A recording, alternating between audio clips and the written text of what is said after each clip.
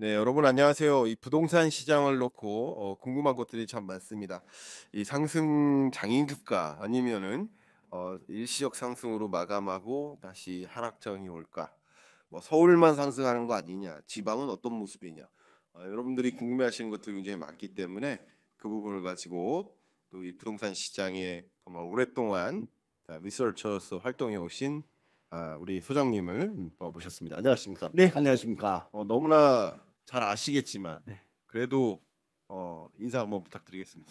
예, 저는 저 국민은행 부동산 수석 전문위원이고요. 요새 뭐 시장이 워낙 그 가변적으로 움직이니까 참 얘기하기 조금 어려운 어떤 그런 측면이 있는데 네. 제가 아는 지식 한해서 네. 소신 있게 네. 우리 실장님하고 이제 좀 대화를 나누려고 하겠습니다. 감사합니다. 네. 워낙 또 군부대에서는 그 부동산 아이돌로 통하시잖아요. 답은 저 정규입니다. 정규. 그래도 우리 장병들 수고하시는 장병들을 위해서 그러고 저로 15번 갔다 온 것 같은데. 고지원장 다 갔다 온 것 같은데, 제가. 또 예전돼 있어요.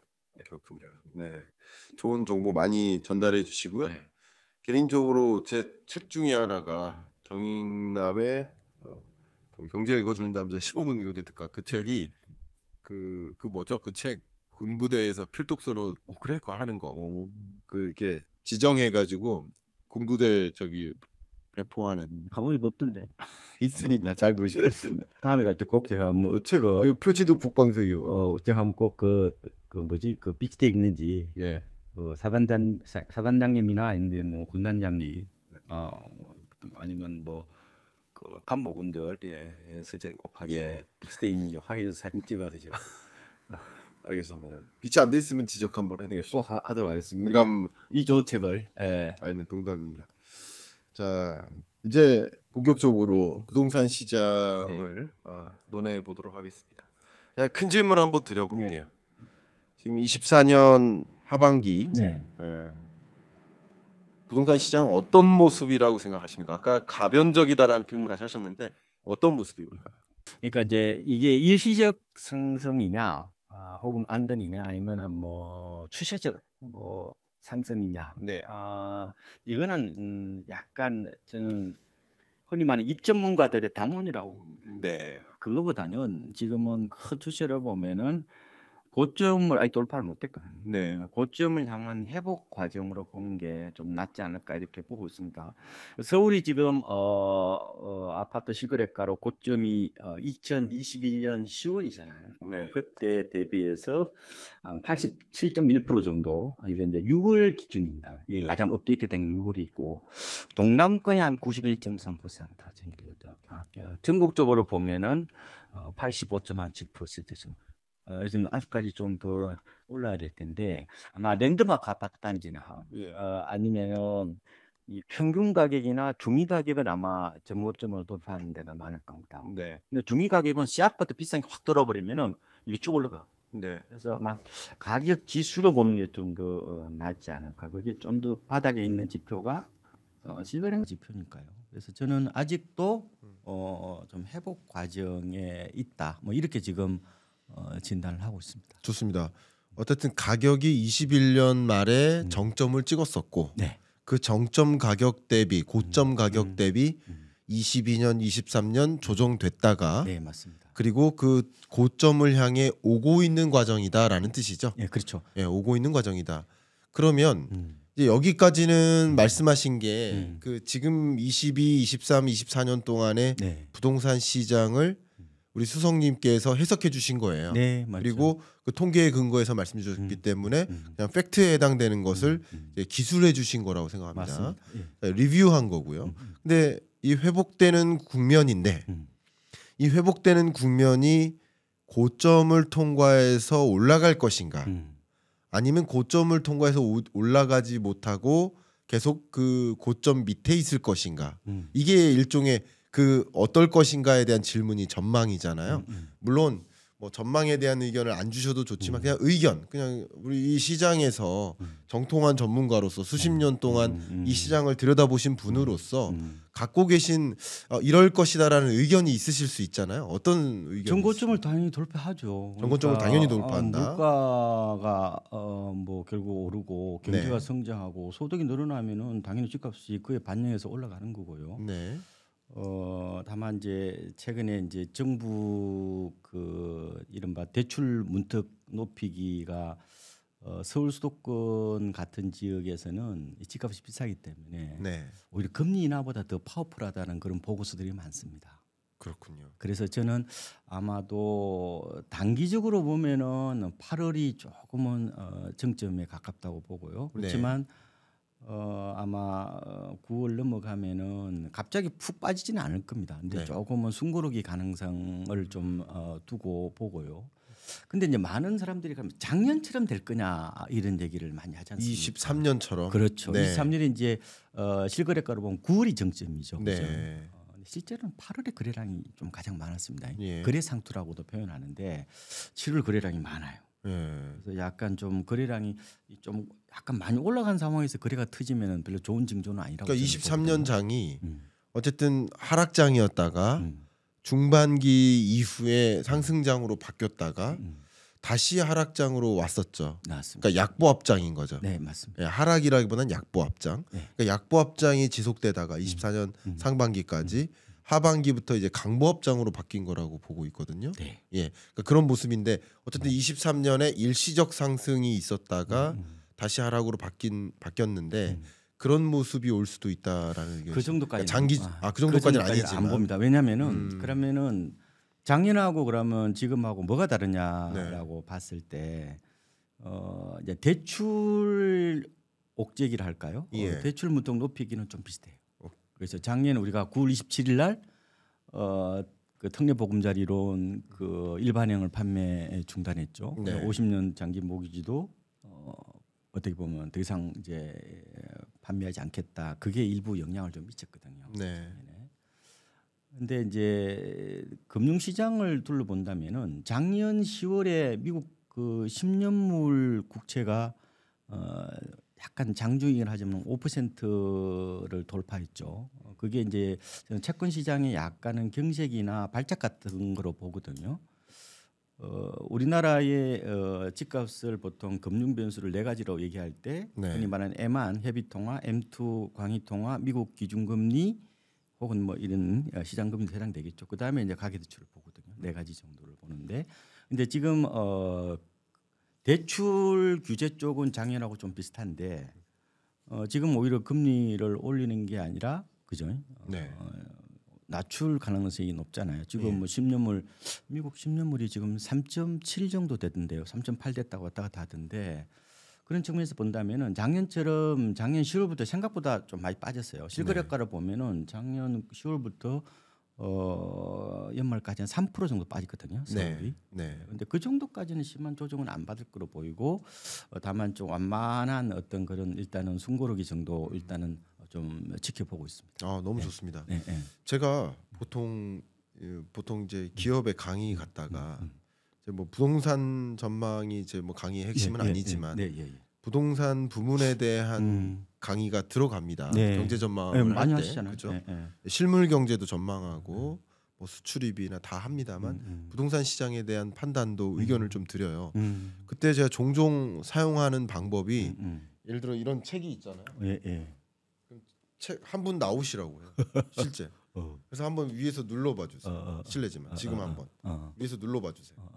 아니 수석님이 한번 살짝 눌러봐 주세요. 눌러봐 주세요. 세게 눌러보세요.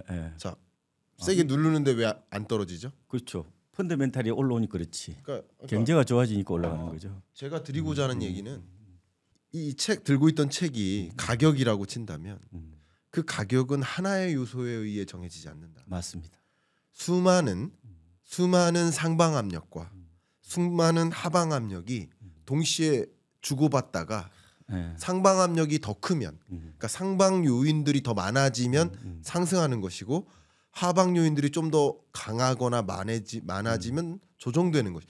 그러니까 계속 집값이 쭉 그러니까 리니어하게 선형적으로 상승만 하는 것도 아니고 선형적으로 하락하는 것도 아니고 상승했다 하락했다를 반복하면서 뭔가의 방향성을 가지고 움직이고 있는데 맞습니다. 그래서 예. 저는 오늘 이 토론을 통해서 여러 상방 압력과 하방 압력을 고루 봤으면 좋겠습니다. 사실은.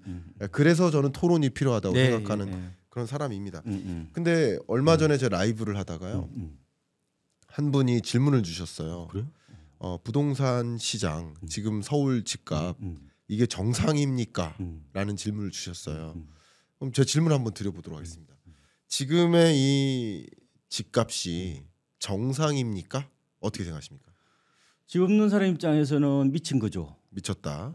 집 있는 사람들은 안 미쳤을 거고 다주택자들은 뭐 정상이라고 생각하겠죠. 그러니까 뭐냐면은 네. 이거 부동산은 중요합니다, 대부분 이게. 자기 감정이 들어가서 그래요. 네. 그러니까 시장 가격을 어느 정도 받아들일 거냐 이게 어떻게 보면 굉장히 중요한 포인트거든요. 그런데 시장은 과거하고 다르거든요.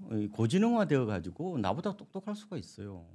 그러니까 보면은 개인 IQ가 한 106이라고 그러잖아요. 우리나라의 평균이. 평균이요. 시장이 뭐 3만 4만 된다는 얘기가 있는데 네. 그러니까 당연히 어떤 당위론적으로 세상을 바라본다면은 그리고 뭐 이게 뭐 젊은 애들 지금 그 집값 비싸서 결혼도 안 하고 아기도 안 놓는데 이게 정상이에요 이게?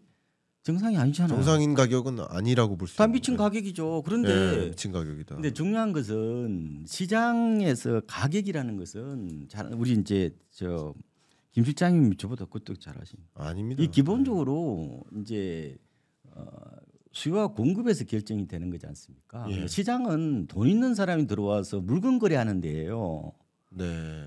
그러니까 유효 수요가 결정한단 말이에요. 그러니까 예. 유효 수요는 잘 아시겠지만 그거는 이제 내가 돈이 있으면서 그 시장에 물건을 구매하려는 의사가 있는 사람들을 디맨드라고 얘기하잖아요. 좀 더 디테일하게 보면 그걸 유효 수요라고 표현하는데 서울 집값은 네티즌들이 결정하는 게 아니에요. 돈 있는 사람이 결정하는 거잖아요. 그런데 우리가 막연히 보면은 이렇게 오르는 게 이게 어떻게 보면은 이 불평등을 심화시키고 여러 가지 그런 위화감을 조성하고 그리고 국가 경제에 뭐 별로 도움되는 게 없잖아요. 집값 올라가지고 좋은 게 뭡니까? 이 제로섬 게임인데 어떻게 보면 수출을 해요, 뭐예요?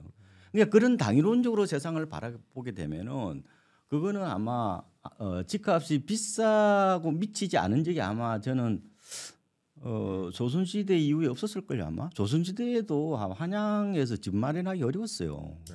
그러니까 그런데 이제 그거는 중요한 가치관의 판단인데 어디까지 그러면 시장에 형성되는 이걸 다 투입꾼들이 장난으로 볼 거냐 아니면 진짜 돈 있는 사람이 실수요자들이 그냥 이거 사서 이 시장이 탄탄한 거냐라고 그거는 약간 철학적인 얘기일 수가 있어요. 근데 저는 제 자신이 틀릴 수 있기 때문에 제가 갖고 있는 지식이 한계가 있기 때문에 오히려 시장이 집단지성이 될 수 있다고 보기 때문에 그 시장의 모습이 지나치게 광기에 가까울 정도로 이렇게 뜨겁게 진짜 달아오르지 않은 이상은 네. 평상시 때는 시장 가격을 좀 받아들이는 것도 나쁘진 않은 것 같아요. 왜? 내가 틀릴 수도 있잖아요. 네. 그런 생각이 좀 듭니다. 그래서 오히려 저는 서울 아파트를 조금은 구매력이 있는 사람들한테 가서 비싼지 안 비싼지 좀 물어보는 게 나을 것 같고, 그러니까 아주 이제 뭐 이렇게 돈이 없으신 분들, 그 사람들이 뭐 삶이 불행하고 그런 건 아니지만 기본적으로 시장은 물건하고 돈하고 거래하는 데이기 때문에 여기가 당위가 들어가고 그래버리면 이게 항상 헷갈리는 거거든요. 이게. 그런 어떤 중심 잡기랄까요? 뭐 이런 것들이 저는 좀 필요한 것 같아요. 저는 이거 가지고 평생 헷갈립니다. 저도. 네. 저도 우리 경익남각 토론합시다에 뭐 워낙 저명한 부동산 전문가를 초대했지만 저도 이제 이 질문에 대해서 의견을 좀 올려도 될까요? 네. 네.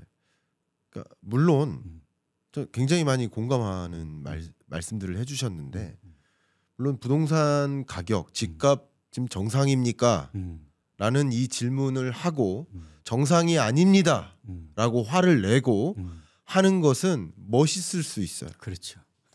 그리고요, 이것은 정책적으로 이 정상적이지 않은 집값을 잡아 나가야 됩니다라는 국회의원의 표현으로서 아주 적절할 수 있다고 생각해요. 그리고 우리나라의 부동산 정책의 방향성으로서 가격을 안정화하겠다는 의지를 표명하는 것도 정책적으로 필요하다고 생각합니다. 자, 그런데 제가 드리고자 하는 이야기는 가격을 전망함에 있어서 이 부동산 시장에 대한 전망을 우리 어쨌든 전망을 하고자 하는 이 자리에서 정상적입니까라는 그런 많은 사람들의 공감을 얻어낼 수 있는 그런 울부짖는 그런 표현은 전망에 있어서는 도움이 안 된다. 그러면 안 되죠. 전혀 도움이 안 된다. 근데 말씀해 주셨던 것처럼 많은 또 특히 무주택자 입장에서는 너무나 우리 앞에 PD님도 앉아 계신데 결혼하고 싶어요. 그렇죠. 결혼해야 되는데 지금 내 소득으로는 도저히 이거를 10년 모아도 집을 장만할 수가 없고 어떻게 결혼을 합니까라는 울부짖는 우리 청년들의 말씀 저도 공감합니다만 저의 의견을 한 가지 드리면 정상적이지 않은 해가 없었다. 그러니까 원래 집값은 비정상이었다. 저보다 더 오랫동안 이 시장을 보셨잖아요. 근데 과거 잠실 아파트 예를 들어 1억이었단 말이에요.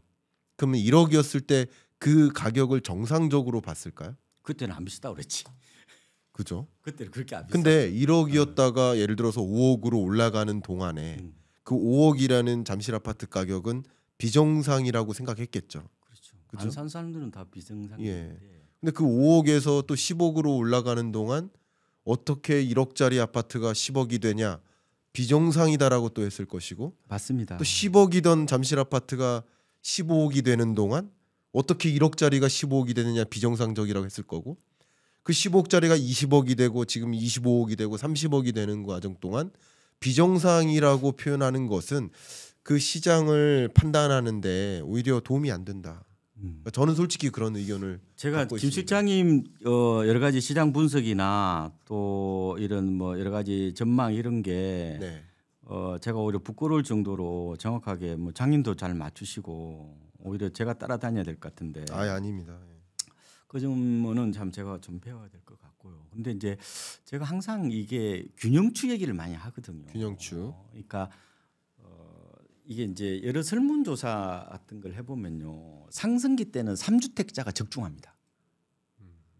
그렇죠. 근데 하락기 때는 무주택자가 또 적중을 합니다. 네. 어느 쪽에서 그걸 봐야 되냐? 대부분이 자기의 어떤 이해관계에 의해서 시장을 바라보게 되면은 이게 시장이 움직이는 거가 전혀 엉뚱한 방향으로 움직일 수 있다는 거예요. 그렇죠. 그래서 어떻게 거인의 어깨에서 올라가서 본다는 얘기도 하지 않습니까? 그런 것처럼 내가 어떤 그런 계급 이해라든지 아니면은 나의 어떤 그 어떤 재무적인 상태라든지 이걸 가지고 그 남들이 돈 주고 어떻게 물건 거래해야 하는 그 시장을 내가 바라보면은 조금 안 맞을 수 있어요. 그래서 그게 이제 한두 번은 맞는데 이게 어떻게 보면은 나와 완전히 다른 어떻게 보면 놀이 게임이 되는 것 같아 가지고 이질감도 많이 느끼고 그러실 텐데 저는 드리고 싶은 말씀은 항상 이게 한쪽으로만 이렇게 부동산이 가는 게 아니라 아까 이제 우리 저 실장님 말씀하신 것처럼 이게 이 시장은 제가 보니까 이게 약간 울퉁불퉁하기도 하고 네. 또 오락가락하기도 하고 또 수시로 뭐 그런 주식처럼 붐앤버스트 있잖아요. 네. 뭐 이런 열광과 어떻게 보면은 뭐 네. 광기와 공포 국민이 왔다 갔다 하는 그런 국민이라서 참 단기적으로 이게 판단하기 어렵긴 한데 제가 꼭 드리고 싶은 말씀은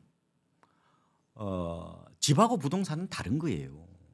집하고 부동산을 같이 보시면 안 된다니까. 집하고 부동산은 다르다. 집은 사는 것이 사는 곳이죠. 네. 홈이지만 부동산은 기본적으로 사고 파는 거예요. 그거는 하우스에 더 가깝다고 봅니다. 왜 그런 거냐? 통계청의 부동산업 분류를 보면 아실 수가 있어요. 거기는 기본적으로 가장 큰 게 중개업이에요. 그다음에 뭐 감정평가업, 예. 그다음에 뭐 투자자문업, 그다음에 개발업, 그다음 건물 임대 관리업 전부거든요. 있잖아요. 그럼 거기서 가장 큰 축이 뭡니까? 바로 중개업이잖아요. 그러니까 네. 부동산하고 자꾸 사람들이 네. 이 집이 하나의 투자 자산화되면서 이렇게 가는 방향은 옳지는 않은데 이게 모든 걸 다 이게 자본화시키고 자산화시키는 세상이잖아요. 지금 어떻게 보면은. 네. 그러니까 자꾸 이제 나도 모르게 네. 이 당위론에 좀 너무 집착해 있다 보니까 이 시장의 움직임과 전혀 엉뚱한 방향의 약간 유체이탈형 어떤 그런 전망이나 어떤 의견을 내놓기 쉬워요. 그렇군요. 그래서 저는 내 생각이 틀릴 수 있다는 말씀을 자꾸 드리잖아요. 그러면 진짜 부동산을 보시려면은 차라리 나 말고 그 뭐 우리 고등학교나 대학교 친구들의 10명을 놓아놓고 얘기를 한다든지 아니면 현장에 뭐 공인중개사 사장님들한테 가서 한 10사람한테 물어봐서 어떻게 생각하느냐. 무슨 공인중개사 분들도 집값이 미쳤다고 그러던데 어쨌든 시장 가격은 내가 원하는 대로 이루어지는 1차원 방정식이 아닙니다. 이거는 굉장히 아까 말씀하신 것처럼 이건 변주곡에 더 가깝고 네. 다차원 방정식이기 때문에 조금은 저는 요새 같으면 저는 이런 이성적 분석보다 오히려 저는 직관이 더 맞는 것 같은 생각도 들어요. 그 정도로. 오감보다 육감이 더 맞을 수가 있거든요. 네. 이게 직관이 들어가 있는. 네. 그만큼 이게 어떻게 보면 부동산 시장은 좀 우리가 너무 갑자기 변해버리니까 예. 좀 예견하기가 굉장히 어려운 어떤 그런 측면이 있고 그래서 제가 오픈 마인드를 가져야 된다, 열린 마인드를 가지지 않으면은 자꾸 옛날 마인드로 나도 모르게 그런 그 자기 합리화라든지 이런 쪽에 빠질 수가 있다고 저는 보거든요. 좋습니다. 그래서 조금은 예. 공부를 좀 물론 좀 깊게 하시는 분도 계시겠지만 내 생각이 틀릴 수 있다는 특히 남성분들은 좀 그런 생각을 많이 하셔야 돼. 좋습니다. 사모님이 맞을 수도 있어 생각이. 제가 보니까. 말씀 감사합니다. 제가 이번에 2025년 경제전망서를 발간하고 네. 물론 매년 전망서마다 이제 부동산 편이 항상 들어갑니다. 네.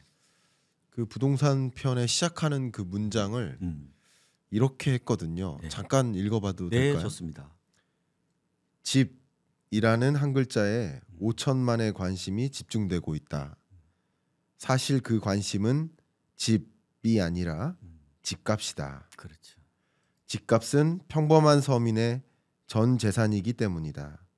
집을 가진 이도 내가 가진 집값이 오를지 떨어질지가 궁금하고 집을 갖지 않은 이도 내가 갖지 못한 집값이 어떻게 될지 궁금하지 않을 수 없다. 부동산 시장의 향방에 궁금함을 넘어서 긴장감까지 감돈다. 이렇게 시작을 했습니다. 거의 문학적인 표현인데요. 제가 원래 약간 그 시작부를 항상 감성적으로 시작하다가 좋습니다. 예. 이제 그 분석으로 들어가면 좀 이성적으로 예. 하는 편인데 말씀하신 것처럼 집값에 대해서 참 많은 분들이 비정상적이지 않느냐라는 질문을 이렇게 하시는데 그 부분에 대해서 제가 의견을 드리면 앞에 제가 아까 의견 들은 것처럼 조선시대 이후로 이 집값이 정상인 적이 없었다라는 사실이죠. 비정상이었다는 거죠.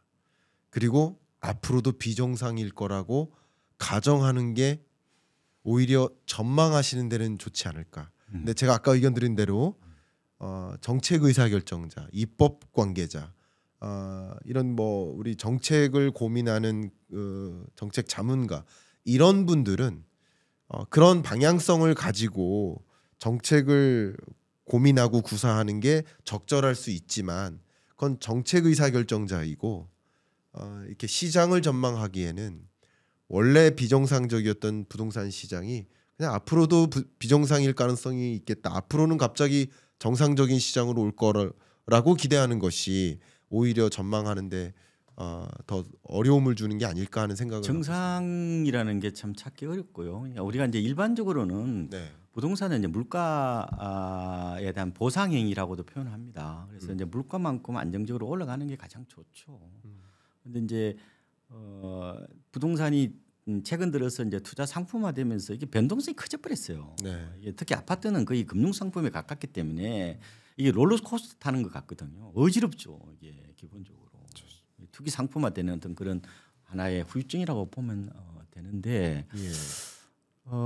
다만 제가 좀 드리고 싶은 거는 아까 이제 정책 관계자 그런 말씀하셨는데 이 방송을 보는 분들이 아마 정책을 펴는 분들 거의 없이 그냥 대부분이 아마 회사원이시거나 아니면 작은 가게 하시는 분일 거라고 봐요. 네. 그러면은 부동산을 바라보는 스펙트럼을 저는 담론에 빠지지 마시라는 말씀을 꼭 드리고 싶어요. 담론보다는 항상 그 실용적으로 판단하시고 그리고 좀 더 내 집 마련 실수요자답게 행동하는 걸 저는 권해드립니다. 네. 그래서 저는 작년부터 저는 타이밍을 재지 말라고 그래서 그거 얘기했다가 제가 김 실장님한테 한번 구사리도 듣고 그랬는데 저는 작년부터 저는 집은 고점 대비해서 싼 데는 한 30%좀 덜 싼 데는 한 20% 정도 낮아지면은 사십시오. 그거는 가격 메리트를 보고 사시는 거지.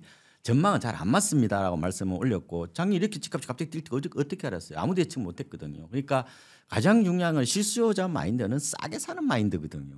그래서 이거를 많은 사람들이 주식에서 잘못 들어봤는데 시세 추종자처럼 이렇게 마치 뭐 갭 가격이 줄어들면 산다 이런 그 회계망 약간 죄송합니다. 좀 그런 말도 안 되는 논리 가지고 지금 했다가 다 멘붕이 왔잖아요. 그러니까 중요한 거는 내가 어떻게 보면은 집은 불안기 때 사는 거지. 헐값 사냥꾼이 돼야 되는 거지. 이게 마치 집값 달리는 말에 올라타라는 식 그런 마인드는 굉장히 위험한 것 같은데 저는요. 그래서 지금 주식에서 많은 그 투자 기법들이 지금 부동산에 유입이 되면서 이 무주택자들이 굉장히 어려움이 크거든요. 왜냐하면 그게 지난번 9년 대세 상승기 때는 그게 먹혔어요. 지금 아니잖아. 네. 지금은 그때 완전히 달라요. 지금 시장의 가장 큰 특징은 갭 투자가 없어요. 갭 투자 비중이 30%로 뚝 떨어졌습니다. 한때 많을 때 60% 넘었죠. 지금 누가 집을 사느냐? 지금은 거의 30대 후반에서 40대들의 어떤 교체 수요가 시장을 주도하는 어떤 그런 국면이거든요. 네. 우리가 2016년 이럴 때에 서울 아파트의 전세가 비율이 네. 그때 국민은행 기준으로 75.1%까지 갔습니다. 네. 이때 보니까 서울 아파트를 갭 투자하려면 1억 5천이면 되었어요. 지금은 6억 1천만 원 듭니다. 갭 투자를 못 해요. 그러니까 또 재건축도 시장을 주도하는 게 아니고 지금은 또 다시 아파트 중심으로 이렇게 흘러가는. 지금은 제 생각에는 40대의 이렇게 젊은 엄마들의 약간 반란, 네. 그리고 이제 새 집에 대한 어떤 강한 어떤 그런 그 선호, 네. 이런 어떤 하나의 시장의 어떤 트렌드를 또 만들어가고 있거든요. 네. 그러니까 옛날에는 이게 그 2016년에 아까 제가 75% 됐다고 그랬잖아요. 그때는 2016년 6월 이후에 고점 때까지 서울 아파트가 2배 이상 올랐어요. 네. 돈을 벌었죠. 지금은 서울의 아파트 전세가 비율이 54%입니다. 그러니까 지금은 사이클도 옛날보다 길지 않을 수 있단 말이에요. 네. 그래서 객가격이 줄어야 드디어 집을 사야 된다는 논리들은 굉장히 위험한 논리죠. 그러니까 우리가 옛날에 한번 일어났던 어떤 그런 현상들을 또 그대로 이렇게 적용하는 이건 이제 패턴화 함정이라고 그러거든요. 굉장히 위험합니다. 그러니까 제가 그래서 약간 어정쩡하게 아는 것보다 차라리 아까 그 감으로 오히려 직관으로 받아들이는 게 더 나을 수 있다고 얘기하는 게 이 팩트들이요, 지표들이 이게 옛날에는 맞았지만 지금 안 맞을 수가 있거든요. 그러니까 시장의 어떤 판도가 완전히 바뀐 거죠. 판도가 바뀌었죠. 과거의 어떤 그 경향성을 가지고 이때 이랬으니까 앞으로도 이럴 거야. 그게 무섭습니다. 그게 무서운 거죠. 예. 그러니까 지금 거시 지표로 보면은 아까 말씀대로 다 미쳤죠. 예. 지금 GDP 대비 주택 시가총액이 작년 말에 2.8배거든요. 네. 우리가 2021년에 아마 3.2배였죠. 그거 보면은 2012년, 2013년 이럴 때 뭐 2% 초반대였어요. 버블이죠. 그다음에 서울에서 뭐 중위 가구가 뭐 살 수 있는 집이 뭐 지금 6채인가? 뭐 3채 좀 늘어났다며요. 옛날에 27채 이랬었는데. 제가요. 그런 지표를 보면은 그 말씀하신 것처럼 다 미쳤어. 그런데 그러면 시장이 지금 신고가를 갱신하는 거는 이 사람들이 다 나름대로 생각을 많이 했을 거 아니에요. 나름대로 합리적인 판단에 의해서 샀을 텐데 그 가격을 제가 그래요. 그 가격 어디까지 믿을 거냐고 보니까. 그래서 저는 오히려 지금 완전히 감기 수준이 아니기 때문에 저는 지금 그 가격을 저는 어느 정도 받아들여야 된다고 봅니다. 좋습니다. 여기 볼펜을 들고 계시잖아요. 네. 볼펜에 이렇게 힘을 주면 좀 구부러지잖아요. 네. 그죠? 근데 그 힘을 더 많이 주면 어떻게 될까요? 부러지죠. 부러지죠. 근데 적정한 힘을 주면 힘을 빼면 다시 돌아오잖아요. 맞습니다. 근데 특정 힘의 정도를 더 이상으로 부여하면 그 지점에서는 부러질 수 있잖아요. 그렇죠. 인계점이 이제 인계점이 지나가는 있으면? 거라고 보면 되죠. 그 부러지게 만드는 그 힘의 지점을 물리학에서 항복점이라고 합니다. 항복점. 항복점, 일딩 포인트라고 표현합니다. 제가 이제 매년 경제 전망을 할 때 예. 그 해를 무슨 점이라고 표현하고 있거든요. 예. 무슨 점. 왜냐하면 그 점들을 이으면 선이 될 테니까 연속성상 안에서 그 해를 좀 표현하려고 노력해요. 노력하는데 올해는 그러니까 2025년은 항복점이라고 표현했습니다. 이게 여러 가지 의미가 있는데 방금 말씀하셨던 것처럼 과거의 패턴과 앞으로의 흐름이 그런 패턴을 보였으니 이럴 거라고 단정짓기가 쉽지 않은 부러진 거죠. 판도가 완전히 바뀌었다는 것을 의미하기도 합니다. 그런 의미에서 좀 이렇게 의견을 드리고요. 그리고 아까 사실 저희가 질문지대로 완전히 안 가고 있는데 음악 들어가고 있어요. 주셨던 말씀 가지고 또 계속 예, 가겠습니다. 얘기하시죠. 왜냐하면 워낙 박원과 수석님께서 또 심리 전문가시고 또 부동산 심리 수업이라는 명서를 내주셨어요. 여러분 맞아요. 그 해당 책 이야기는 고정 댓글로 달아드릴 테니까 관심 있으신 분은 보시면 좋겠고요. 이게 심리가 왜 중요하냐면 여러 가지가 있지만 잠깐 수요 측면만 생각할게요. 네. 왜냐하면 아까 말씀 주셨던 거랑 정확히 제가 분석하는 방법하고 일치해요. 뭐냐면 구매 여력 곱하기 구매 의사. 그렇죠. 이게 디맨드입니다. 맞습니다. 수요입니다. 예. 그러니까 구매 의사만 가지고 구매 디맨드를 확인할 수가 없어요. 맞습니다. 구매 여력이 있다고 구매 여력이 높아진다고 구매 의사가 생기는 건 반드시 아니에요. 호주머니에 어쨌든 돈이 있는 사람들만 수요라는 거죠. 이거 너무 중요한 말씀인데 예, 이 두 가지를 곱했을 때 관계인데 둘 중에 하나라도 0이면 이건 0입니다. 곱하기 관계니까. 그래서 제가 이렇게 설명을 드리는데 PIR 기준으로 전국 아파트 PIR이 대략 한 5배 정도 되잖아요. 그게 이제 보통 유엔에서 얘기할 때 가장 이제 이상적인 행태가 한 3에서 한 5 정도 네. 그 정도로 보거든요. 네, 현재 우리나라가 5배 정도 됩니다. 예, 예. 그리고 서울시의 경우에는 대략 한 10배 정도. 10배 한 예. 10배 지표에 따라 좀 다르긴 그 정도? 한데 한 10배에서 한 11배, 12배 정도 될 10배 겁니다. 이 정도 된다. 좀 떨어졌어요, 그게. 예, 조금 떨어졌습니다. 근데 이걸 가지고 잠깐 말씀을 드리면 이게 우리의 중위 소득자의 연봉 대비 집값이 몇 배나 되느냐 이거잖아요. 그러니까 지금 서울 집값이 10배가 넘다는 거예요. 그러니까 이것은 내 중위 소득자가 평범한 소득 근로자가 한 푼도 쓰지 않고 돈을 모았을 때 10년이 있어야 그 집을 살 수 있다가 되는 거고 물론 10년 후에 그 집값이 그 자리에 있으리라는 법은 없겠지만 현재로서는 그 집값을 그렇게 표현하는 건데 제가 여기서 굉장히 중요한 함의가 있다고 생각합니다. 이 PIR이 주는 함의가 뭐냐면요. 제가 생각하는 함의예요. 구매력을 가지고 많은 분들이 이렇게 아니 지금 경기가 어려워서 소득이 안 늘어나는데 어떻게 집을 구매합니까? 라는 질문을 주세요. 그 질문에 대해서 지금 답변 한번 드려볼게요. 무슨 뜻이냐면 일단 첫 번째 2020년 21년 팬데믹 경제 위기 때 그때 소득이 늘었습니까? 많이 줄었죠. 경제 위기 때였습니다. 자영업자분들은 많이 줄었죠. 그러니까 평균 소득이 감소했을 때예요. 근데 집값은 왜 상승했을까요? 그러니까 제가 지금 드리는 말씀은 이 서울 집을 사는데 걸리는 시간이 한 푼도 쓰지 않고 소득을 모아도 10년이 걸리는데 근데 소득이 증가하는 국면에서 집값이 상승할까? 그러니까 경기와 자본시장 혹은 자산시장을 분리해서 봐야 된다는 생각을 하는 거예요. 어쩌면 나의 입장에서만 생각을 하는 거예요. 오히려 20년, 21년 소득이 줄어드는 또 경기가 굉장히 안 좋은 국면에 왜 자본시장, 자산시장은 그렇게 빨간색이었냐라는 질문을 던져야 돼요. 그러니까 이것은 구매 여력이 없던 사람이 갑자기 구매 여력이 생기는 수준이 아니라 원래 구매 여력이 있는 사람이 구매 의사가 장착이 되면 디맨드로 가는 거예요. 그렇죠. 그게 20년, 21년이고 그래서 그것을 유동성장이라고 하는 거죠.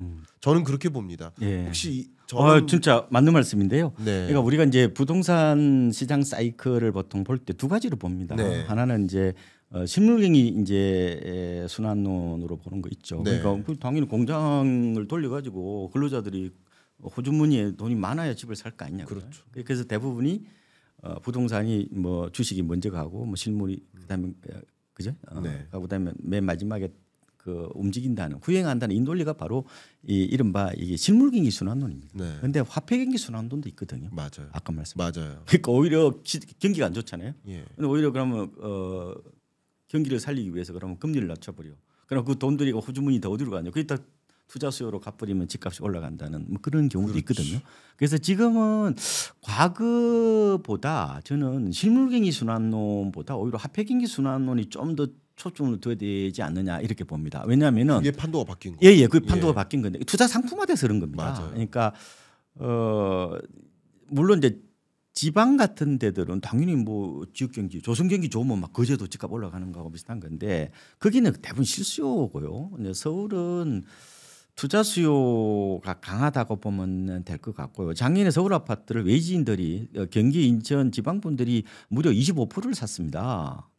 네. 그럼 그 투자 수요잖아요. 네. 뭐 그것도 있고 이 오히려 이런 투자 상품화되면은 오르는 데는 좀 더 오르고 떨어지는 데는 오히려 떨어지는 극단적인 양극화 이게 이제 뭐 더 그레이트 디바이드라고 얘기를 하던데 네. 이런 초양극화 양상으로도 좀 해석을 할 수 있어요. 그런데 중요한 것은 과거에 비해서 이게 투자 집이 하나의 약간 사고 파는 투자 상품화가 되면서 이른바 이 금융 변수 말하자면은 이런 실물 변수보다 금융 변수의 영향이 커졌다고 저는 봅니다. 물론 이제 실물 경기가 뭐 마이너스 성장을 해버렸다. 그러면 충격을 받지만 뭐 1% 성장하고 뭐 1.2% 성장하고 이거는 별로 큰 영향을 못 미치고 결국은 이 집이 하나의 돈놀이 대상이 된 거잖아요. 거칠게 말하면 네. 이렇게 된다면은 오히려 뭐 약간 노동 가치슬 개념이죠. 그게 그렇죠. 그거보다는 오히려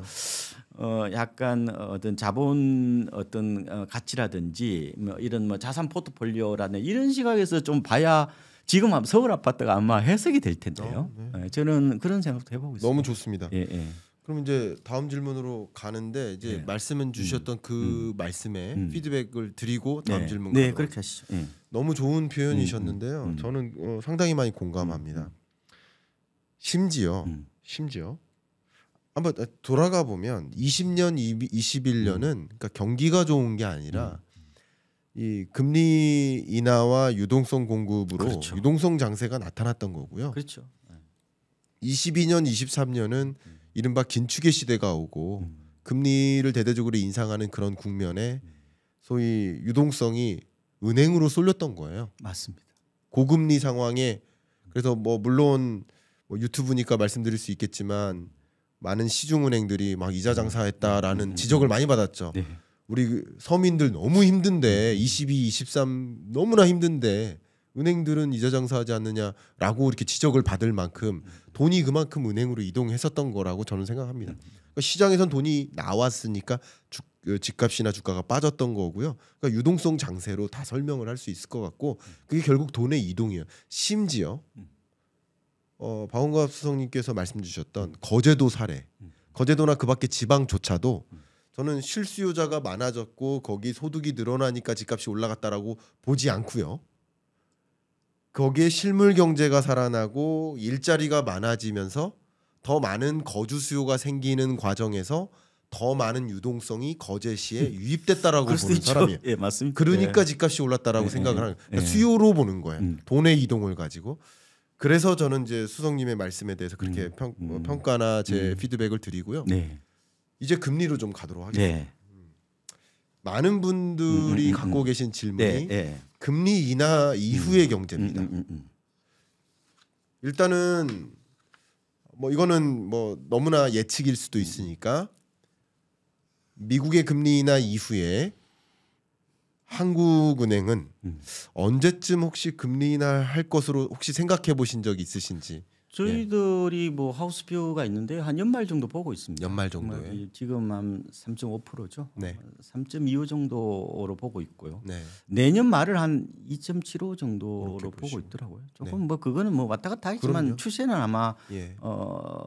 대부분 아마 동의를 하실 거고 다만 이제 하워드 막스가 얘기한 것처럼 초저금리보다는 아마 중금리 시대가 네. 조금 일반화되지 않겠느냐 뭐 그렇게 저도 보고 있고요. 근데 이제 지금 9월에 지금 사실상 시장으로 보면은 네. 두 가지의 지금 변수들이 서로 시소 게임을 하고 있는 겁니다. 하나는 대출 규제, 하나는 금리 이제 인하라는 맞아요. 이게 하나는 하락 요인, 하나는 상승 요인인데 예.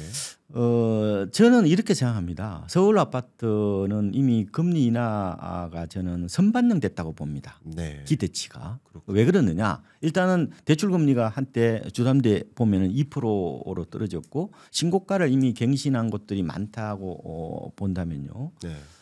그래서 지금은 제가 한 연말까지는 뭐 약간 뭐 아까 숨고르기 뭐 그렇게 본 이유도 서울 수도권은 여러 가지 논문을 보면은 금리보다는 오히려 대출 규제가 더 밀접하게 연관이 있고 상관계수 혹은 뭐 장기 탄력성이라고 얘기하는데 이게 높습니다. 네. 왜 그러냐? 집값 비싸니까요. 예.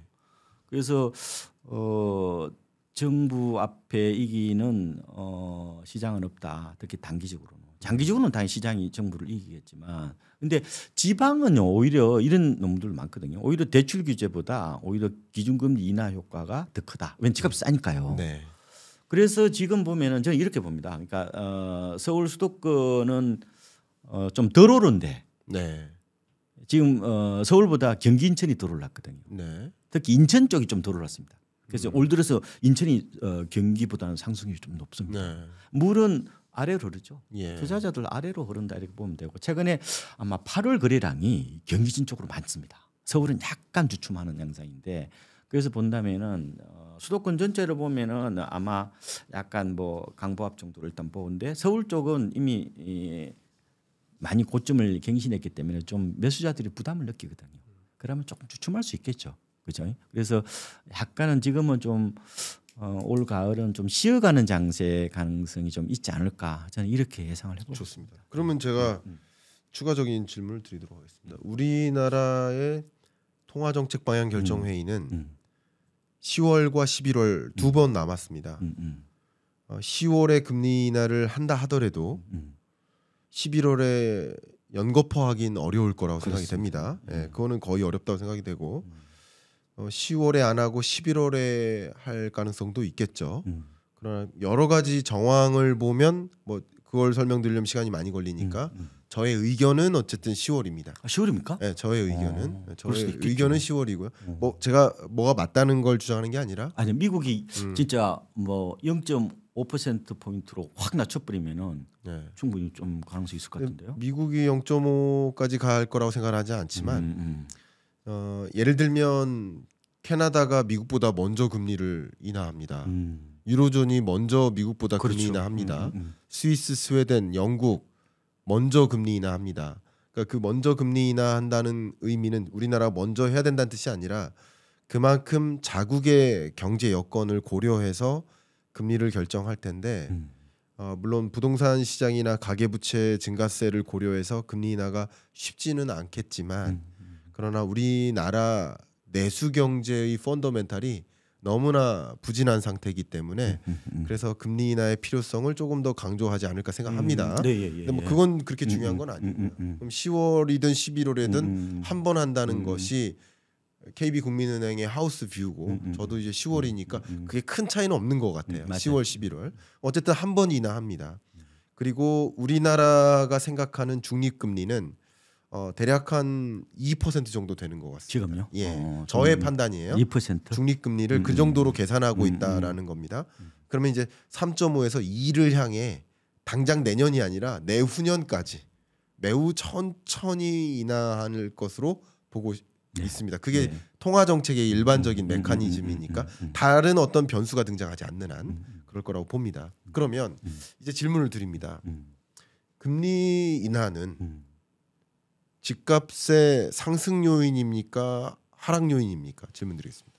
금리 그 자체는 상승 요인이죠. 상승 이제 요인이죠. 거시 경제가 안 좋으면 그건 또 다시 뭐 악재로 작용하기도 하는데 그거는 이제 처한 어떤 그 펀더멘탈이 어떻게 되냐 좀 다르긴 해요. 그런데 일반적으로는 그냥 그 거시 경제는 그냥 제로로 놔버리면은 네. 디폴트로 놔버리면은 당연히 금리가 이제 낮아지면은 금융 비용이 줄잖아요. 예. 그러면 당연히 수익률이 올라가는 건데 다만 이제 아까 제가 수도권 쪽은 선반영돼 있다고 말씀드리는 게 과거와 달라진 팩터가 또 있습니다. 네. 지금 변동금리가 확 줄었어요.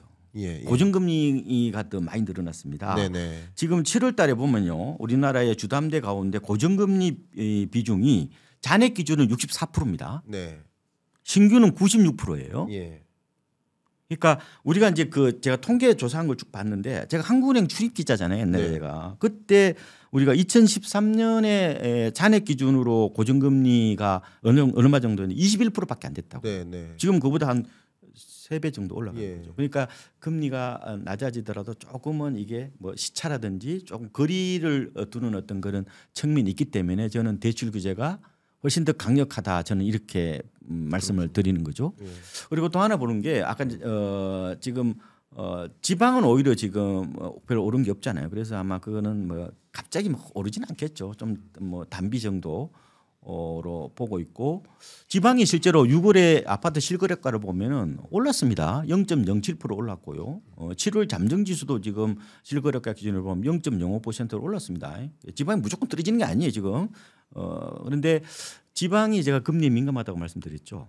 그러면은 지방에 뭐 미분양이 그렇게 많은데 갑자기 뜨겠습니까? 그런데 조금 한숨을 돌릴 수 있는 측면이 있는 것 같고 그리고 지금 금리 인하가 반영이 안 된 것들 상가, 오피스텔, 토지 이런 쪽에는 좀 거래에 좀 숨통을 트는 효과가 있을 거다. 그래서 어떤 금리 인하라는 어떤 그런 임팩트가 나타났을 때 모든 시장이 다 동시다발적으로 무차별적으로 나타나는 게 아니라 먼저 기대가지고 오른 사람은 너는 저리 가 뭐 이렇게 되는 거고 이제 뭐 별로 영향 못 받았던 것들은 좀 영향을 주는 이런 어떤 약간 울퉁불퉁한 어떤 그런 형태의 아마 영향이 되지 않을까 예상을 해보고 있습니다. 이 부동산 시장을 놓고 어쨌든 이제 금리 인하를 시작한 24년 하반기에 이제 한국은행이 금리 네. 인하를 시작한다라고 했을 때 일단 잠깐 가정하겠습니다.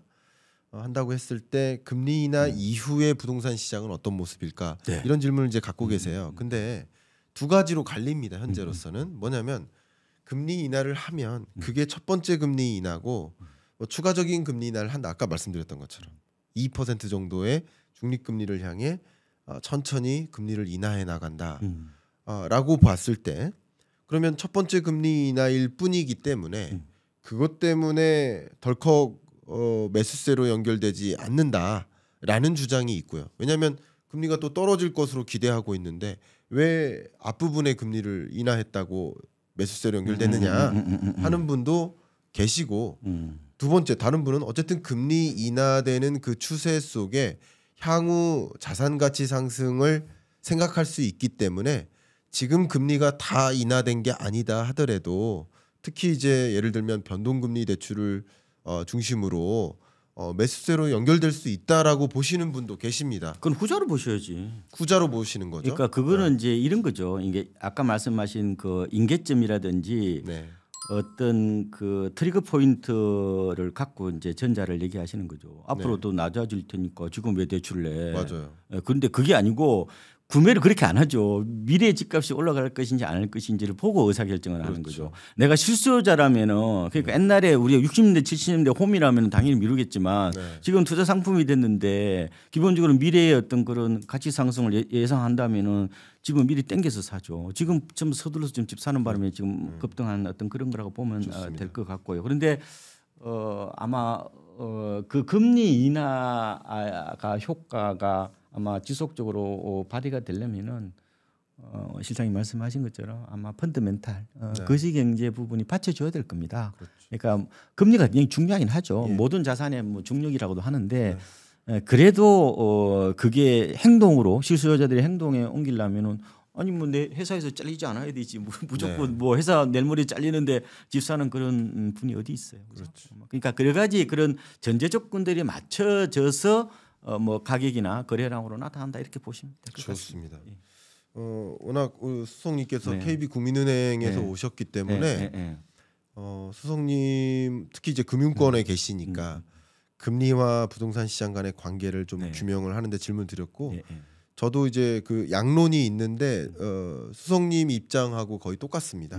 그렇게 다른 입장에 계신 분과도 이제 토론을 이 자리에서도 여러 번 했는데요. 그건 매매하고 전세 시장이 달라서 그래요. 그렇죠. 전세는 당장 실수요기 때문에 그거는 좀 어떻게 보면 충분히 그런 의사결정을 할 수 있는데 매매는 기본적으로 이 수요 자체가요. 이게 이 현재만 따지는 게 아니라 미래까지 전체 구간을 보고 의사결정한단 말이에요. 좋습니다. 그래서 조금은 제가 아까 집하고 부동산이 근본적으로 다르다고 말씀드린 것처럼 하나의 주식처럼 채권처럼 사고 파는 대상이 되면은 그 안에 엄청나게 어떻게 보면 심리적인 요소, 그다음에 미래에 대한 어떤 그런 전망, 그다음에 서로 눈치 이런 것들이 굉장히 융합돼서 투영돼서 드러나는 어떤 모습들이 강하죠. 좋습니다. 그럼 이제 거의 이제 마지막 네, 이야기가 될 것 같은데요. 심리하고 끝내면 될 것 같은데? 심리도 제대로 드리겠습니다. 심리. 네. 심리. 우리 박원갑 수석님의 부동산 심리 수업 명저입니다. 고정 댓글에 안내를 해드릴 테니까 관심 있으시면 꼭 보시고요. 이 질문은 꼭 가야겠습니다. 아까 주셨던 판단이 저는 아주 적절한 것 같은데요. 이 대출 금융 규제와 향후 통화 정책의 기조 변화, 금리 인하, 이 금융 정책과 통화 정책이 서로 상하방 압력을 주는 거 맞습니다. 그죠?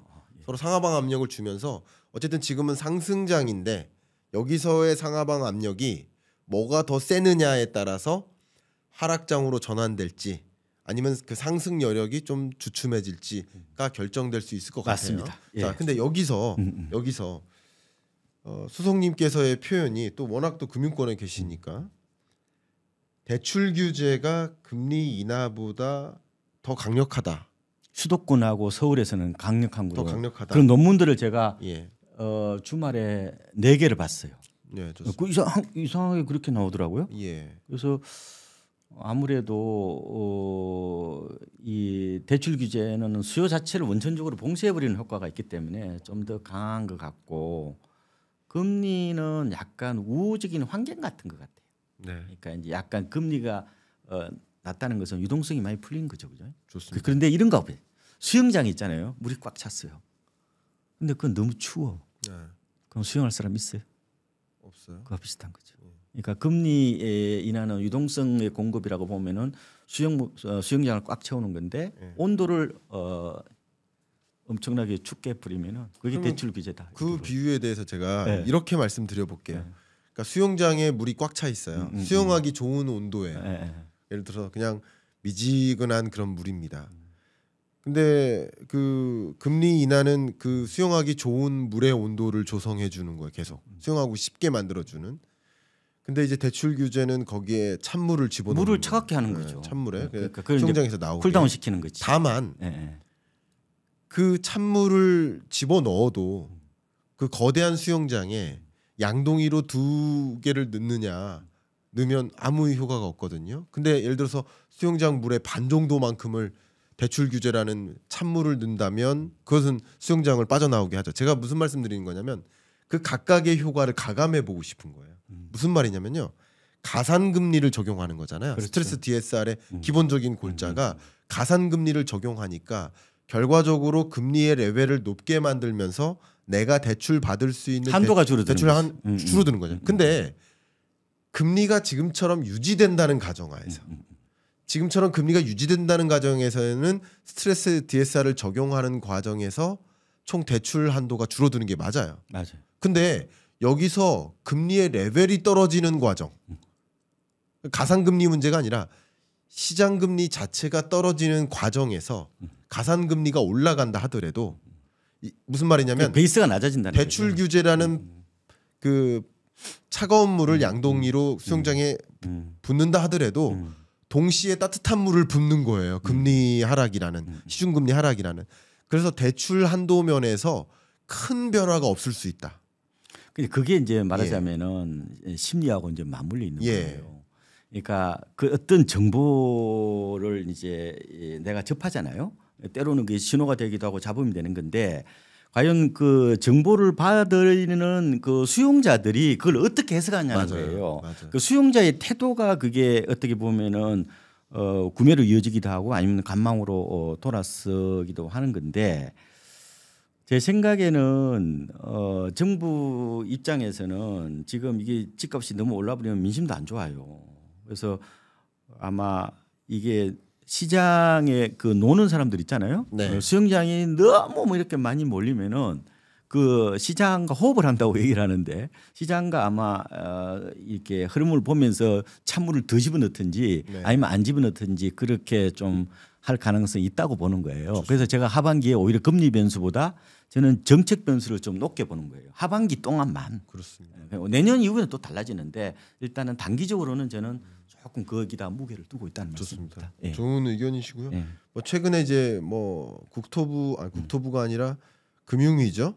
스트레스 DSR 보도자료상에 담겨 있는 사례를 가지고 언론에 많이 회자됐잖아요. 네, 그래서 네, 아마 중위소득자 정도를 중심으로 아마 제 기억에는 연봉이 5,500만 원 부부 합산 기준으로 했을 때 스트레스 DSR 2단계가 적용되면 총 대출 한도가 얼마나 줄어드나 이런 자료가 많이 배포가 됐을 겁니다.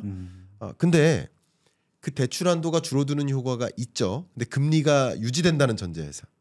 근데 시중금리가 떨어지면 시중금리 하락과 가산금리가 같이 맞물리기 때문에 그렇죠. 그렇기 때문에 대출 한도가 늘어나진 않지만 대출 한도가 그렇게 제약적이 되지 않는다. 그러니까 시장은 그러니까 이랬잖아요. 아까 말씀드린 것처럼 집이 하나의 어떻게 머니 게임화 되면서 과연 이게 집값이 오를 거냐 안 오를 거냐에 대해서 지금 많은 사람들이 초미의 관심자잖아요. 오른다고 그러면 대출 규제하면 어떤 방법을 쓰겠습니까? 맞아요. 갭 투자를 하는 거죠. 지금 갭 투자가 이게 30% 후반대로 뚝 떨어져 있는데 이게 올라갈 수도 있는 거예요. 그래서 그렇지만 여러 가지 어떤 그런 심리적인 어떤 그런 측면을 다 고려하더라도 일단은 사람들이 단기간에 너무 많이 올라버렸기 때문에 조금 부담을 느끼지 않겠느냐. 제가 봤을 때 그 수요자들이 마인드가 중요한 거거든요. 그렇습니다. 그 마인드를 본다면은 조금은 뭐 거래가 확 떨어질 것 같지는 않아요. 왜냐하면은 이 8월 거래량도 그렇게 확 줄지는 않았어요. 서울 아파트 잠깐만 이거 맞게. 근데 이제 말씀하신 대로 스트레스 DSR이 적용되는 2단계가 적용되는 시점은 이제 9월이니까요. 9월 거래량 발표가 이제 10월에 발표되면 그렇죠. 조금 영향은 있을 거라고 생각이 됩니다. 그러나 이후에 10월 이후에 금리 인하가 단행된 이후 시중금리도 어느 정도 조정이 될 경우란다면 저의 의견을 먼저 말씀드리면 대출 규제가 이 금리 인하와 상쇄돼서 대출 규모 자체가 크게 줄어드는 그런 영향은 좀 덜할 것이고. 그래서 제가 작년처럼 갑자기 훅 떨어지는 게 아니라 이게 숨고르기를 할 네. 거라고 보는 이유가 예. 어떤 그런 금리 인하라는 어떻게 보면 유동성 공급 이거를 무시하지 않고 보기 때문에 제가 그렇죠. 그렇게 얘기를 한 겁니다. 좋습니다. 예, 예. 어쨌든 그 대출 규제가 이제 금리 인하와 상쇄되는 과정에서 상대적으로 이제 그럼 규모는 그대로일 수 있는데 가격 대출을 하는 가격은 떨어지니까 금리 이자 상환 부담은 경감되니까 결론적으로 그것은 금리라는 것만 고려한다면 상승 압력이 조금 더 클 수 있겠다. 뭐 강한 상승 압력은 아닐지라도 저는 이렇게 보고 있습니다. 그렇죠. 예, 뭐 예. 저는 뭐 그게 뭐 맞다고 말씀이고요. 장기적으로 보면 결국은 금리 싸움이니까 맞는데 우리가 지금 제가 이제 말씀드린 건 단기적으로 올린 말까지 어떻게 볼 거냐에 대한 그에 대해서 좀 비중을 실어서 말씀을 좋은 말씀입니다. 예, 예. 자 이제 끝으로 이 질문 드리고 싶습니다. 이제 부동산 시장에서는 사실 수요자가 결정하는 네, 예, 예. 게 굉장히 크고요. 네, 예, 맞습니다. 공급이 현저히 부족하지 않는 한 수요자가 결정하는 것이고 그 수요자의 결정은 심리에 의해 그렇죠. 발동되는 예, 예. 경향이 맞습니다. 강합니다. 예, 예, 예. 가장 대표적인 게 포모 현상인데 그 심리와 부동산 매수와의 관계를 또 부동산 심리 수업의 저자로서 한번 말씀 부탁드립니다. 심리는 일반적으로 이제 단기 변수죠. 네. 장기 변수들은 뭐 공급이나 인구 이런 펀드멘탈이 결정하는 거고요. 네. 근데 심리는 단기 변수이긴 하지만 이제 총합 변수라고 저는 표현도 합니다. 총합 변수. 여러 가지 이제 변수들이 이제 심리에 영향을 주는 거죠. 네. 그러니까 그래서 이제 심리는 단기 변수이기도 하지만 총합 변수다. 근데 과거에 비해서 이제 심리 비중이 더 높아진 이유는 집이 하나의 투자 상품화가 되니까 그런 거예요. 시골에 가면 심리 안 따지거든요. 시골 농가주택 사람들이 무슨 심리를 따져요. 그냥 자기 편하면 되는 거지. 그런데 부동산에서 심리는 불안 심리를 말하는 겁니다. 제가 생각하기에는. 네. 그래서 이 불안 심리가 결국은 정폭이 되면은 네. 시장이 전혀 엉뚱한 방향으로 갑니다. 네. 펀드멘탈 이탈해 버려요. 지금 3월부터 서울 아파트 거래량이 4천 건을 넘어서면서 네. 본격적으로 이 공급 불안이 발동이 걸린 거거든요. 지금 올해 보면 뭐 공급 부족한 거 없어요.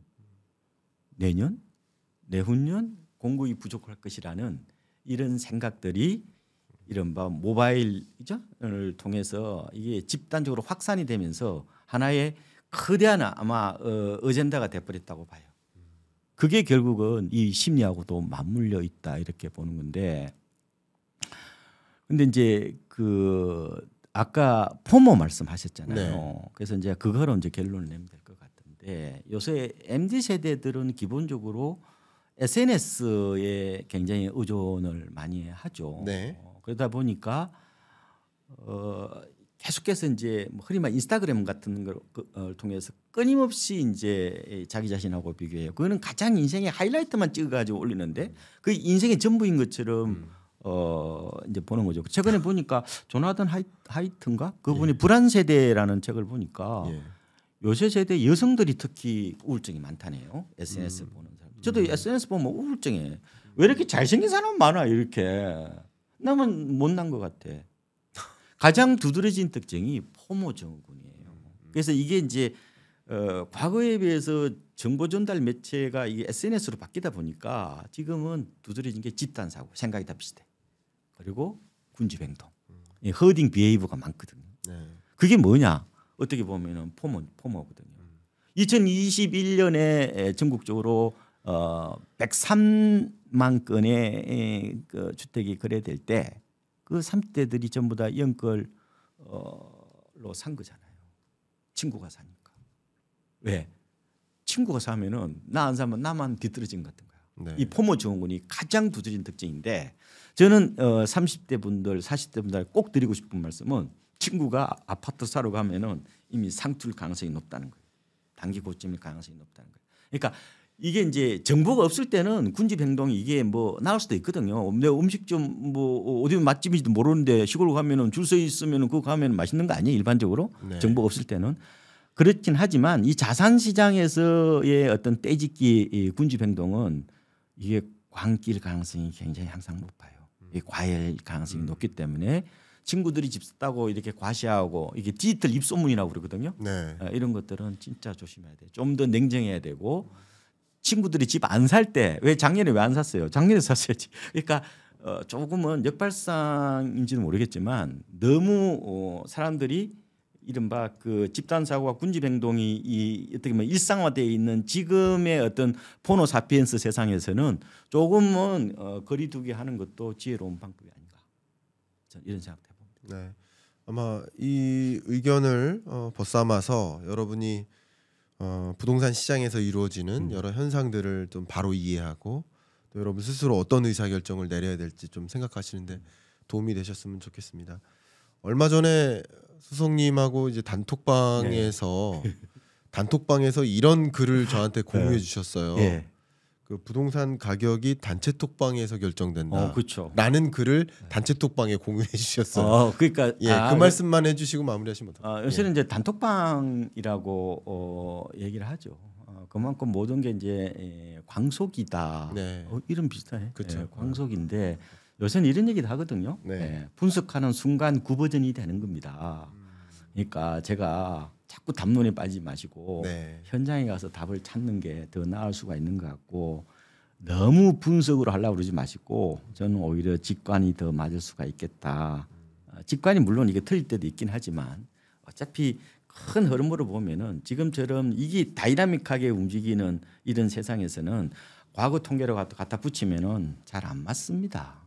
그래서 너무 전망에 연연하지 마시고 꼭 사실 분이라면은 저는 가격 메리트를 보고 사셔야 되고, 어떻게 하면 싸게 살까 고민하셔야 되고, 싼 매물을 찾아내는 이른바 채굴 시대라고 저는 봅니다. 네. 그러니까 책상에 앉아서 담론을 그만 펼치시고 집이 꼭 필요하면은 사시라. 지금은 집 꼭 그거 안 사셔야 돼요. 제가 며칠 전에 하나 보여드렸잖아요. 네. 집은 필수가 아니에요. 지금 자기가 주식 잘해가지고 훨씬 더 수익 많이 내면 되는 거죠. 저는 젊은 세대 지방 거주자분들한테는 아파트 사지 말고 차라리 주식해서 금융자산 굴려가지고 부자 되는 게 더 빠를 거다 이런 말씀을 드려요. 그러니까 필수는 아닌데 그래서 집을 사시려면 진짜 조금은 다리품을 좀 팔고 손품도 팔고 그래서 좀 부지런하게 좀 움직여 보십시오. 예. 저는 그런 충을 좀 드리고 싶고 하나만 좀 더 드리고 싶으면은 제가 부동산 심의 수업 썼잖아요. 네. 연걸 푸어들 그건 너 잘못이 아니다. 시대의 탓이다. 이거 심지어 로폰 변호사는 11억짜리 아파트를 9억 5천에 대출해서 샀더라. 그 인생에 그냥 수업료 됐다고 생각해라. 이제 자신을 용서하라고 이제 그래서 책을 썼거든요. 네. 안 팔려요. 왜냐? 연걸푸어는 생각보다 저는 고달프거나 고통스럽지 않다는 걸 알았어요. 오히려 집을 싸게 판 사람들이 훨씬 고통스러워합니다. 왜 그럴까? 바로 손실에 대한 두려움 때문에. 다시는 만가의 기회가 없잖아요. 회복 기회가 없죠. 근데 의외로 집을 비싸게 산 사람들이 내 집에 그냥 사는 거니까 네. 그렇게 시달리고 트라우마에 시달렸다는 사람 별로 못 봤어요. 이게 우리 언론에서 보는 거랑 완전히 다른 거예요. 그러네요. 제가 심리학적으로 접근해 보니까 오히려 소신 있게 의사결정해도 나쁘진 않다. 다만 이게 이제 집을 산다는 것은 인생에서 가장 큰 쇼핑이기 때문에 쉽지 않아요. 누가 뭐 집 사라고 떠밀리는 거 아니잖아요. 근데 저는 이게 진짜 결정의 기로에서 의사결정이 어려운데 집이 꼭 필요하면 사시고 그리고 그런 통계고만 보시고 그냥 현장에 가서 저 집이 내 집이 같다 행복함을 느끼는 있잖아요. 온몸으로 느끼면은 그게 좋으면은 사시고 그래서 그 말 하거든요. 내가 손이 떨리면 사지 말라고. 그건 대출이 많은 거고. 아니면 어떤 사람은 이제 가슴이 떨리면 사라 그런다. 온몸이 떨리면 빨리 병원 가봐야 돼. 그건 오한된 거고. 그러니까 너무 저는 통계 가지고 제가 우리 김 실장님이랑 저도 이거 가지고 오늘 10시간 동안 얘기할 수 있어. 근데 진짜 통계보다 중요한 게 저는 필링이라고 봅니다. 직관. 이게 더 훨씬 더 맞을 수가 있다. 모든 것을 숫자로 이게 어떻게 보면 머니 게임처럼 숫자로 하지 말고 집의 진정한 가치, 홈의 가치를 찾는 것도 저는 행복의 중요한 어떤 과정이 아닌가. 저는 이런 생각도 좀 해봅니다. 감사합니다. 네. 집값이 아니라 집의 가치로서 여러분이 부동산 시장을 좀 들여다보는데 오늘 이야기가 도움이 됐기를 바라고요. 박원갑 수석님의 부동산 심리 수업 네. 잘 들었습니다. 네, 맞습니다. 그러니까 부동산 시장을 놓고 정말 여러 면에서 우리가 통체적으로 봐야 되는데 박원갑 수석님의 뷰를 통해서 오늘 시장을 한번 봤습니다. 여러분들이 다양한 의사결정을 내리시는데 참조가 됐길 바라는 마음으로 이상 마치겠습니다. 네, 감사합니다. 네, 고맙습니다. 감사합니다. 네.